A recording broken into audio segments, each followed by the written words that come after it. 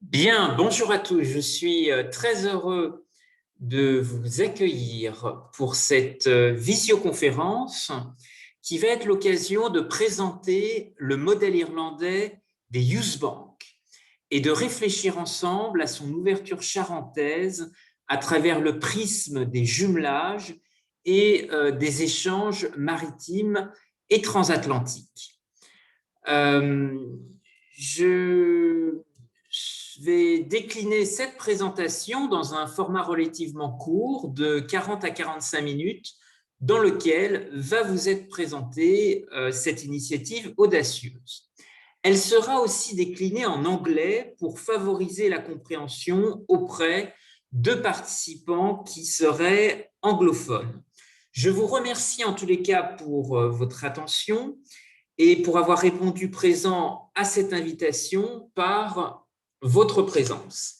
Alors, pour introduire le débat d'aujourd'hui, nous sommes dans une terre de nautisme à La Rochelle et bien entendu, le Grand Pavois n'épargne pas son rôle extrêmement fédérateur de relationnel, de networking avec l'ensemble de l'arc atlantique. Et je voulais d'abord rappeler en guise d'introduction, cette coopération nourrie entre Cork en Irlande et La Rochelle, puisque dans le cadre du Grand Pavois, des délégations irlandaises ont été également les VRP de produits locaux et également désireux de développer des échanges et des contacts avec La Rochelle et sa grande histoire dans le nautisme, les chantiers navals et les échanges maritimes au sens large. Échanges qui ont prospéré jusqu'en Extrême-Orient, en particulier lorsqu'on regarde les liens avec la Corée du Sud. Alors, les couleurs de l'Irlande rayonnent aussi sur l'île de Ré. Je ne peux m'empêcher de faire un clin d'œil à ces maisons rétaises et à leurs magnifiques volets verts qui rappellent bien entendu les couleurs de l'Irlande. Et en ce mois de mars, peut-être un clin d'œil particulier à l'heure où nous célébrons la Saint-Patrick avec nos amis irlandais.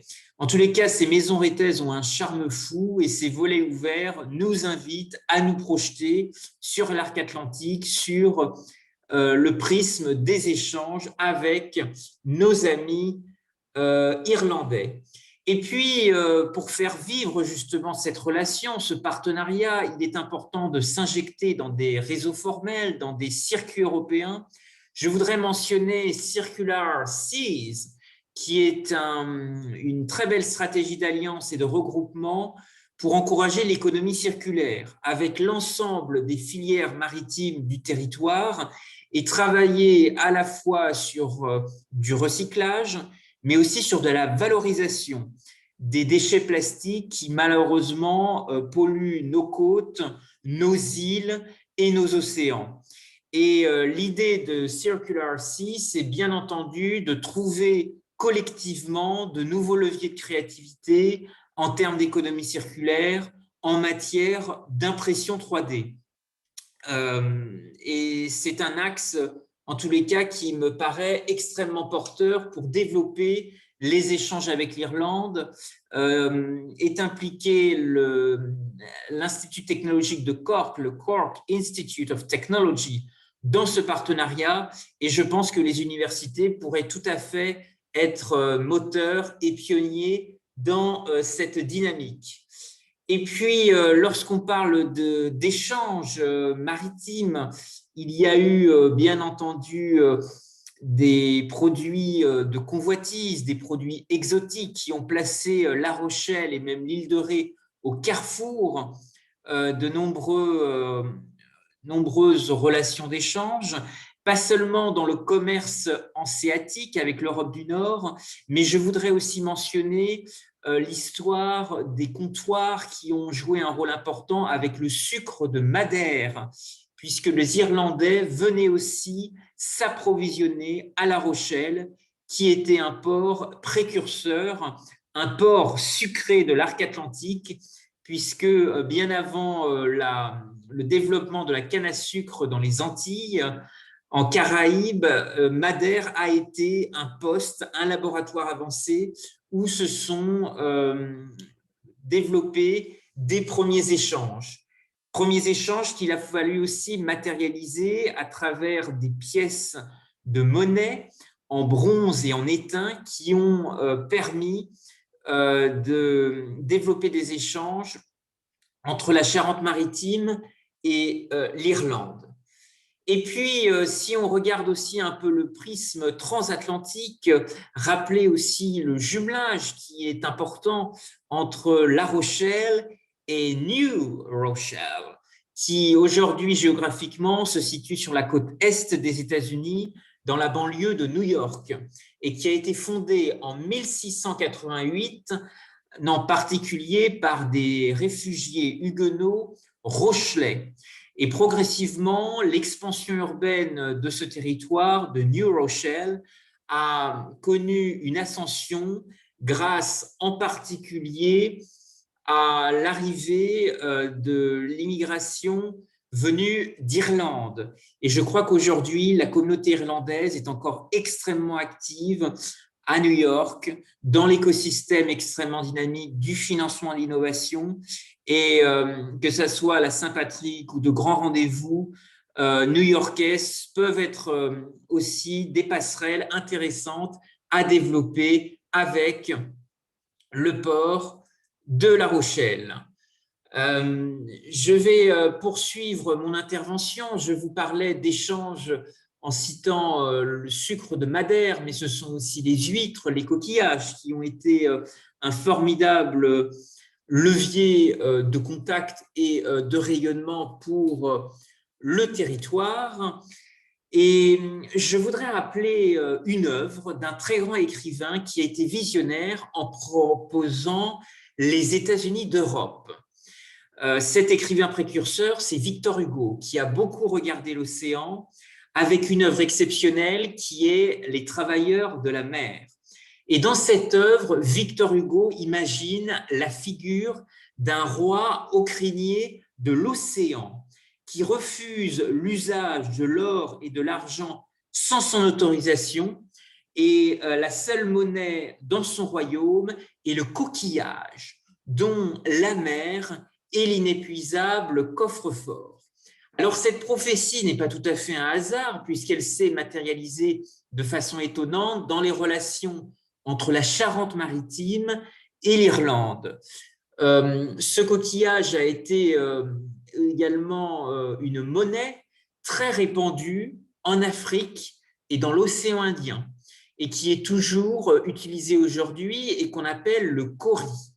Ce qui veut dire que l'intuition de Victor Hugo n'était peut-être pas tout à fait utopique.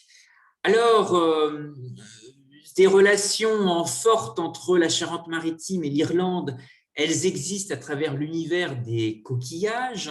Et je voudrais rappeler que des ostréiculteurs charentais se sont associés avec des courtiers en coquillages et sont partis tenter leur chance en Irlande et ont fondé des exploitations et en particulier Sophie Selfish, la société franco-irlandaise. Ce qui illustre assez bien la très grande convoitise des coquillages et en particulier des huîtres qui représentent ici sur notre territoire une filière mais aussi des valeurs. Sur le secteur bien entendu d'Oléron, sans oublier l'île de Ré et l'ensemble des bassins actifs sur le littoral de Charente-Maritime. Alors, on considère à peu près que 86% des huîtres irlandaises partent vers l'Europe. C'est un chiffre extrêmement important qui à la fois s'inscrit dans un processus assez long, puisque 3 à 4 années sont nécessaires pour obtenir une huître commercialisable. Et surtout, les huîtres se nourrissent de l'eau. Et donc, si l'eau est polluée, elles ingèrent toutes les substances toxiques. Alors, c'est un processus qui est bien connu de notre territoire. C'est aussi un processus qui est largement soutenu et subventionné par l'Union européenne, mais l'ostréiculture ne s'invente pas, puisque les naissins qui arrivent sur les côtes charentaises vont suivre plusieurs étapes de croissance et iront ensuite mûrir dans un terroir spécifique, ce qui explique la très grande diversité des acteurs et toute la filière qui se valorise dans les différents territoires qui composent la Charente-Maritime. Voilà en tous les cas un exemple extrêmement original de relations étonnantes avec nos voisins irlandais qui sont toujours moteurs dans cette filière. Il existe aussi une alchimie étonnante qui est la complémentarité qui a existé entre les aciers. On pense bien entendu au patrimoine industriel de Rochefort, mais aussi La Rochelle. Et il a existé une complémentarité très forte autour de cet acier charentais, acier transatlantique, charbon irlandais et gallois. C'est un pôle d'échange qui a énormément stimulé les relations maritimes, à la fois au niveau de ports de l'Atlantique, La Rochelle, mais je pense aussi à Saint-Nazaire. Certains d'entre vous ont peut-être des souvenirs des charbonniers, des bateaux qui transportaient du charbon. Et il y a eu à ce titre des exemples extrêmement forts avec les ports de Nouvelle-Aquitaine, mais aussi les ports bretons, ligériens et normands. Je voudrais citer Granville, Cherbourg, Lorient, Brest et Saint-Malo. Alors, justement, ces ports et ce cabotage de l'arc atlantique a été extrêmement dynamique parce qu'il a aussi, dans l'esprit du commerce hanséatique, de la Ligue hanséatique, créé des relations de port en port. Et des bassins industriels se sont connectés les uns avec les autres. Je veux aussi parler de la synergie qui a été aussi importante avec le bassin industriel de Nantes-Saint-Nazaire, et même bien au-delà avec la côte de Jade du côté de Pornic. Mais si on regarde aussi d'autres dynamiques d'échange, je vous propose également de porter un regard attentif sur d'autres odyssées qui sont souvent oubliées. C'est peut-être l'une d'entre elles qui a été pourtant un point de ralliement exceptionnel de la France libre en 1940, en mobilisant des réseaux rétais et en associant aussi de façon indirecte certains réseaux irlandais, même si l'Irlande avait choisi la neutralité pendant la Seconde Guerre mondiale. En tous les cas, l'un des piliers de cette Free French Banking, cette banque de la France libre, a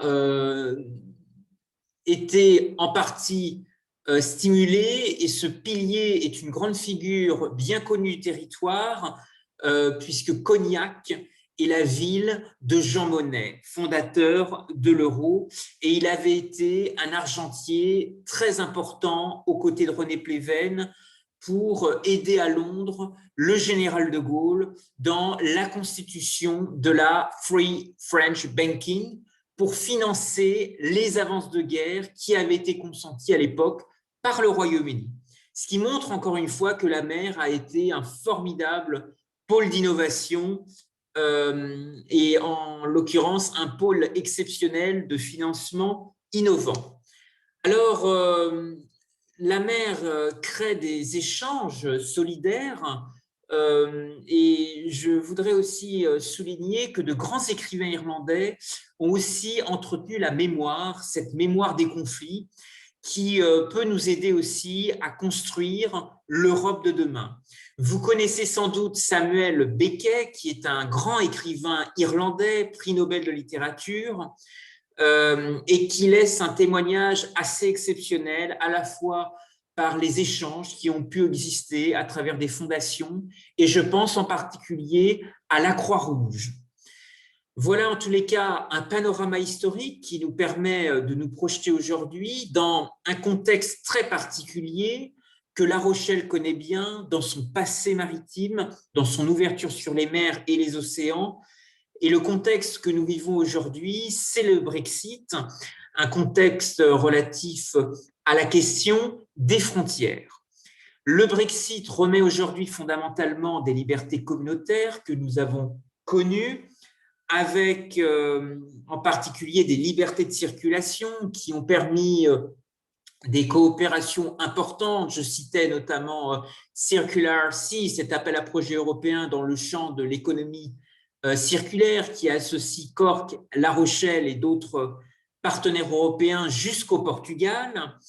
Et aujourd'hui, les transporteurs irlandais, et c'est un contexte important, stratégiquement, cherchent à contourner le Royaume-Uni pour rejoindre l'eurozone. Et donc, c'est un élément important qui pourrait contribuer à relancer les échanges avec le pays du trèfle, qu'on surnomme aussi l'île d'Émeraude. Les échanges insulaires sont aussi des laboratoires d'innovation, comme on l'a vu avec l'île de Ré, sa société anglo-rétaise, le sucre de Madère que j'ai mentionné préalablement. Alors, pour relancer les échanges avec l'Irlande, cela implique de réfléchir justement à de nouvelles autoroutes de la mer. Et l'actualité a beaucoup parlé du rôle joué par des compagnies maritimes. À ce titre, il y a une cité marchande en Méditerranée qui a joué un rôle extrêmement pionnier et précurseur dans ce domaine, c'est Venise. Venise qui a été extrêmement ingénieuse pour partager des risques, puisque la Sérénissime République a été la première place pour l'échange de parts dans des navires. Les marchands du grand commerce mondial y échanger des participations dans des galères divisées en carats et ensuite mises aux enchères.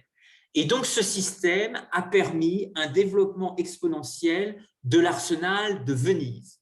Je pense que cette histoire rentre aussi très largement en écho par rapport au savoir-faire et à la haute technologie navale qu'a su développer La Rochelle par le passé avec la Corée du Sud. Et donc, il est encore aujourd'hui possible de créer des liens, des transferts de technologies et des partages de connaissances. Sur l'ouverture de Venise avec le commerce du Levant, je voudrais aussi signaler qu'elle a permis de nourrir des relations étonnantes avec les comptoirs de la Sublime Porte, qui était l'Empire ottoman.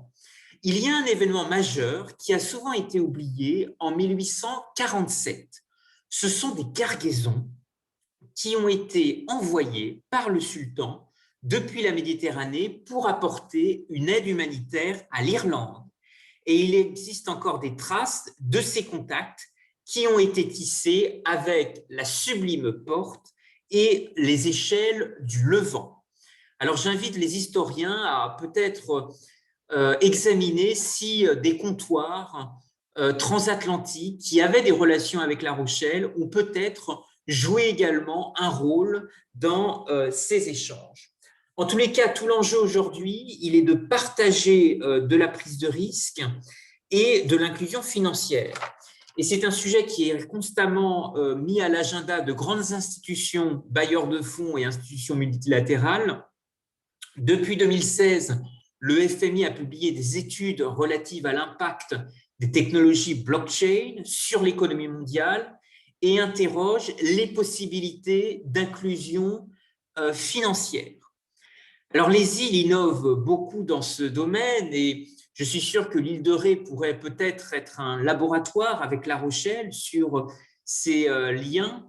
L'un des modèles peut-être méditerranéens à suivre actuellement, c'est Malte, qui veut être une plateforme de financement et d'innovation en utilisant les technologies blockchain, l'intelligence artificielle, et peut-être que le numérique, le digital peut aussi avoir un rôle dans la gouvernance des ports de demain. Alors, une autre actualité, c'est une tribune d'un diplomate qui a été publiée le 2 janvier dernier, qui a été publiée dans les colonnes du Irish Times par Jean-Yves Le Drian et qui s'intitule « France, you EU closest neighbor », France, votre voisin le plus proche. Cette tribune a été publiée pour mettre en valeur les échanges qui pourraient justement rapprocher les côtes de l'Atlantique et les côtes de l'île d'Émeraude. Je vous invite à la parcourir parce qu'elle est facilement accessible sur Internet et elle illustre assez bien toutes les formes de coopération que l'on peut co-construire aujourd'hui avec nos voisins irlandais. Cette tribune a en plus le mérite d'ouvrir justement le débat de ce jour que je vous propose d'avoir aujourd'hui concernant la Youth Bank. Réflexion sur les financements innovants, sur les financements d'avenir. J'ai voulu construire cette présentation en apportant également le vécu, le recul d'un expatrié, puisque j'ai rencontré plusieurs représentants de la diaspora irlandaise au Moyen-Orient, où j'ai travaillé plusieurs années dans le Golfe Persique.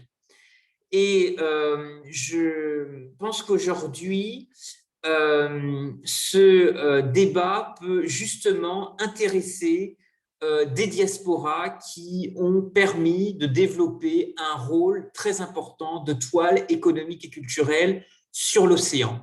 Je rappelais l'histoire de New Rochelle aux États-Unis, sur la côte est,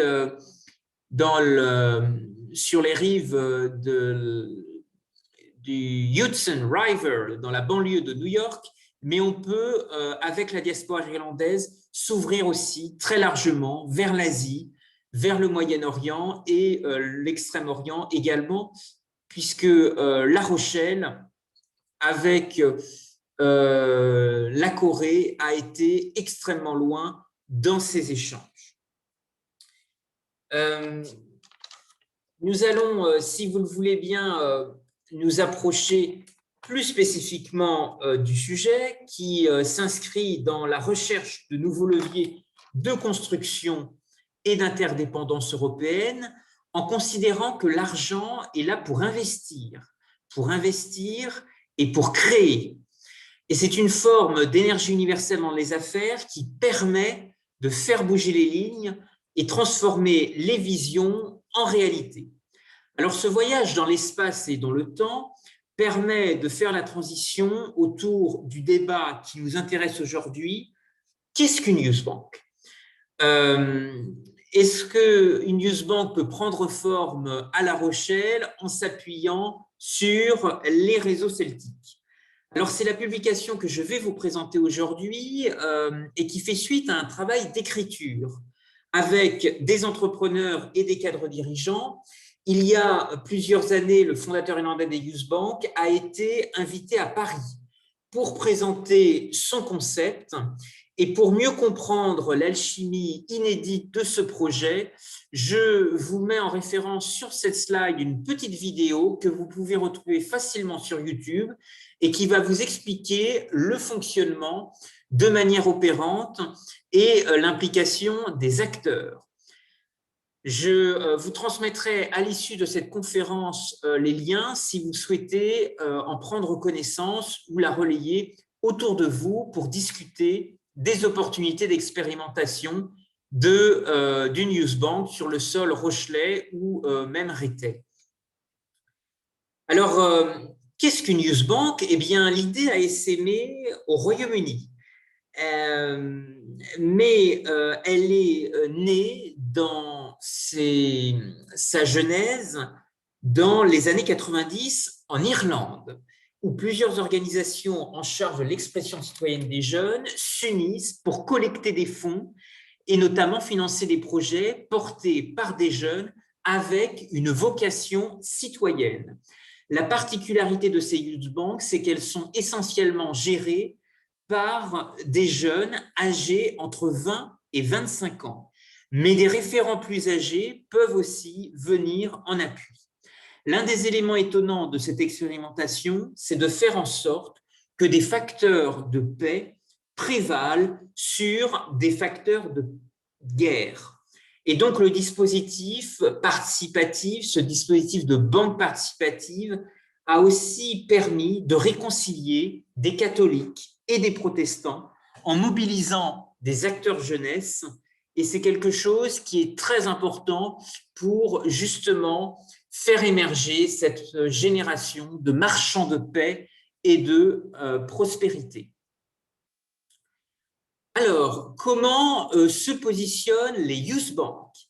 Il s'agit d'une structure de financement participatif dédiée aux jeunes talents porteurs de projets innovants qui va être performante dans la mise en relation et le modèle de gouvernance, puisque l'objectif est d'être une structure pour les jeunes, gérée par les jeunes. Donc, l'idée et d'amener ces jeunes générations vers le goût d'entreprendre et la prise de risque.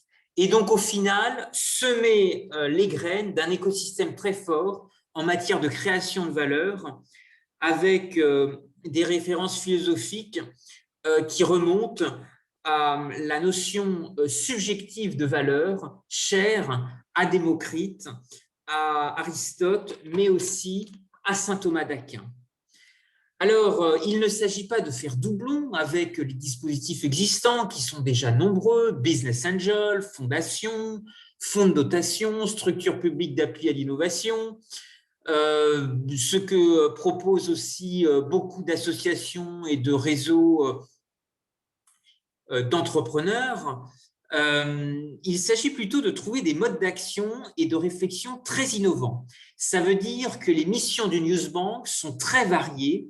Il y en a 5 principales que vous avez ici sur cette slide. La première, vous l'avez en référence, vous l'avez bien compris, c'est la mise en relation. La mise en relation de jeunes talents porteurs de projets innovants et des investisseurs locaux. Entreprises, fondations, partenaires publics, partenaires privés, l'éventail est extrêmement large. Il y a comme autre mission d'offrir des conseils personnalisés, des orientations vers des mentors, des parrains qui vont être des réseaux d'appui pour justement accélérer le projet. Sur ce volet, la Youth Bank se veut davantage être un lieu de ressources. C'est un véritable incubateur de l'engagement qui peut bien sûr s'appuyer sur des relations internationales dans le sillage de la Ligue hanséatique qui a associé historiquement le port de La Rochelle. Et donc, la Youth Bank est aussi un outil qui permet de flécher des financements, des dispositifs publics d'appui à l'innovation. Et enfin, le pilier fondamental, c'est de proposer une participation financière. Et la décision d'attribution du financement est déterminée par une commission collégiale regroupant les membres de la Youth Bank au regard de l'intérêt citoyen, de l'originalité et de la viabilité du projet. Comment finalement ce dispositif qui vient d'Irlande, mais qui pourrait sans doute intéresser La Rochelle et des partenaires en Europe du Nord, et pourquoi pas transatlantique si on se projette vers le Nouveau Monde, comment ce dispositif colle à des besoins? Alors en fait, il y a eu beaucoup d'études qui ont été réalisées sur le crowdfunding. Et on a réalisé sur le crowdfunding, ce financement par la foule, que les gens voulaient aller beaucoup plus loin. Et qu'en réalité, 39% des crowdfunders se disaient intéressés pour aider un projet et y participer en termes de conseils. Alors, en réalisant une analyse sociologique un peu plus fine, il est important de bien identifier les freins et les accélérateurs à l'entrepreneuriat des jeunes. Il y a des chiffres, notamment publiés par l'INSEE, qui considèrent que 50 à 60% des jeunes Rochelais ont l'intention de créer une entreprise. Toutefois, il existe des freins. Tout d'abord, on peut noter l'essoufflement des jeunes face au circuit bancaire classique. Il faut aussi observer le manque de transition expérientielle entre l'adolescence, la fin d'études et l'âge adulte. Il existe d'autres freins, mais tout ceci illustre bien souvent le manque de moyens financiers comme principal handicap à la concrétisation de leur projet de création. Alors, l'économie sociale et solidaire est forte, elle existe aussi de manière dynamique sur notre territoire. Quels sont les nouveaux défis et comment la Youth Bank peut justement être très complémentaire des dispositifs déjà existants? D'abord, dans les principaux défis à venir, il y a la révolution numérique. On a évolué, aujourd'hui on vient de basculer dans le contexte actuel dans le e-commerce, dans des relations dématérialisées beaucoup plus fortes. Et il est vrai, l'esprit d'entreprise évolue. Il peut aussi évoluer avec nos voisins irlandais, avec l'arc atlantique. Ce qui peut positionner La Rochelle et l'île de Ré comme carrefour. Vous savez que Ryanair, cette compagnie irlandaise, développe des lignes avec l'aéroport de La Rochelle et c'est certainement une ouverture à développer, qui révèle aussi qu'il y a peut-être un trou dans la raquette sur le volet de l'accompagnement et le financement innovant en direction des jeunes. Beaucoup de passerelles peuvent se développer avec des universités irlandaises. Le Cork a été un partenaire important de La Rochelle, mais certainement que Dublin, Galway ou même la communauté irlandaise de New York avec New Rochelle, jumelée avec La Rochelle, pourrait aussi œuvrer dans un cadre élargi de coopération et d'échange, de dynamique collaborative. Alors, quel est le fonctionnement global et comment les Youth Banks sont déclinés en Irlande et au Royaume-Uni? Il existe ce qu'on appelle les Golden Rules. Cela prendrait beaucoup trop de temps à toutes les décliner. Toutefois, je vous propose de retenir l'une des règles fondamentales. C'est que les Youth Banks doivent être créés et gérés par des jeunes. Même si des coachs, des mentors, des entrepreneurs pourront soutenir, aiguiller et aider les jeunes sans les influencer. Alors, quelques missions structurantes sont aussi à retenir pour l'architecture des Youth Banks. Il faut des piliers solides. Parmi eux, on retrouve un peu toujours la même chose, qui est de pousser des jeunes à s'associer et donc mener un travail permanent de sensibilisation et d'événements thématiques et de mise en place de réseaux. Ce qui peut expliquer dans la mise en œuvre du modèle irlandais des Youth Banks et de son modèle britannique des structures assez fortes de confédération.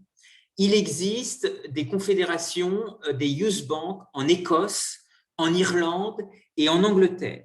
Et ces pôles vont justement jouer un rôle de support logistique, mais aussi de relations institutionnelles. Et donc, ce modèle irlandais, je crois, peut se développer, s'expérimenter ici en France avec La Rochelle comme laboratoire. C'est le sens d'un ouvrage que j'ai décliné qui développe des préconisations pour expérimenter une Youth Bank pilote. Et donc, la parution que j'ai coécrite avec des entrepreneurs et des cadres dirigeants propose également des outils de mise en place. C'est pourquoi je suis très heureux de vous annoncer la publication de cet ouvrage qui s'intitule « Vers l'expérimentation d'une Youth Bank ». C'est une publication en français que je peux vous transmettre, relayée en format numérique et qui, bien sûr, sera diffusée à l'ensemble des participants à cette visioconférence et aux personnes plus largement intéressées. Alors, le débat reste ouvert. Je crois que la vocation aujourd'hui est aussi d'animer un laboratoire d'idées, puisque de nouveaux leviers peuvent s'imaginer en permanence. Des éléments, beaucoup d'éléments alternatifs, d'idées aujourd'hui foisonnent dans le domaine des financements innovants à travers, bien sûr, des partenariats poussés avec des associations. J'ai aussi euh, vu la veille extrêmement active par le passé de liens avec le Québec dans le domaine des échanges mutualistes, des échanges liés au monde coopératif. C'est aussi des doctrines d'investissement qui peuvent justement enrichir l'idée d'une news bank à La Rochelle et sur l'île de Ré.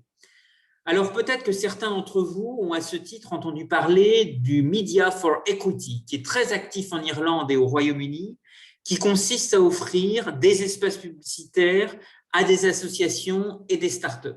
Cela fonctionne aussi en Amérique du Nord et ce sont des grands groupes comme JC Deco, mais aussi Aéroport de Paris, qui ont été précurseurs dans ce domaine.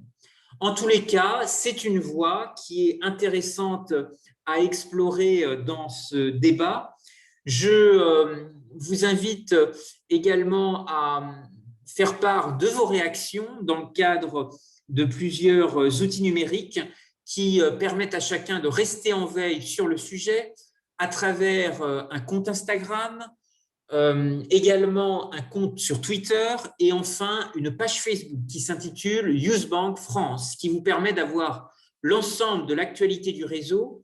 Et si vous souhaitez recueillir une copie de ma publication, de mon petit ouvrage ou recevoir d'autres actualités, je me tiens à votre disposition. J'espère que je n'ai pas été trop long et je vous propose de participer à l'ouverture de ce sujet. Vous êtes les bienvenus et merci encore pour votre attention. Si vous avez des questions, je vous laisse prendre la parole. Il y a également une capsule vidéo dans laquelle vous pouvez réagir.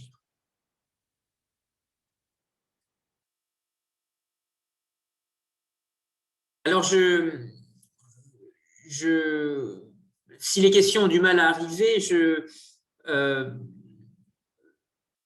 peut-être comme élément d'ouverture, vous inviter à réfléchir si dans le cadre de vos voyages ou de vos différents déplacements, vous avez été dans des situations d'observer des modèles similaires ou des modèles alternatifs qui, justement, euh, étaient plus ou moins proches ou satellites du modèle irlandais des Youth Bank.